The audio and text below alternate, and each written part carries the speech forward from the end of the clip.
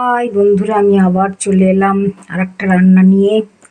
তো এখানে দেখো, আমি কিছুটা বাদাম ভেজে রেখেছি। হুম বেশ লাল লাল করে। আর এখানে আমি আলু ভাজছি। ভাজতে ভাজতে এই গ্যাসটা অফ করলাম, কারণ আলুটা আমার লাল লাল করে ভাজা হয়ে গেছে, তো পুড়ে যাবে, সেজন্য গ্যাসটা আমি বন্ধ করলাম। আর এখানে আমি কিছুটা মুড়ি ভিজিয়ে রেখেছি, তো এই মুড়িটা ওই আলু ভাজার সঙ্গে দিয়ে দেবো। আলু ভাজাটা এখনও সেদ্ধ ভালো করে হয়নি, তাই গ্যাস আমি জ্বালিয়ে দিলাম আবার।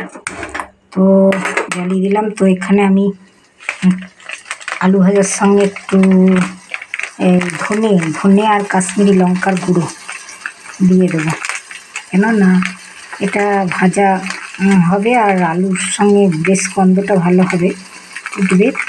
তো এটা দিয়ে দিলাম এই পরিমাণ মতন মানে অল্প 1 চামচা মতন দিতে হবে। পরিমাণ মতন বললে তো বোঝা যাবে না, বেশি পরিমাণ দিয়ে দিলে পরে ভালো লাগবে না। তাই জন্য মোটামুটি যেমন তুমি আইটেম নেবে সে অনুযায়ী তোমাকে দিতে হবে। তো আমার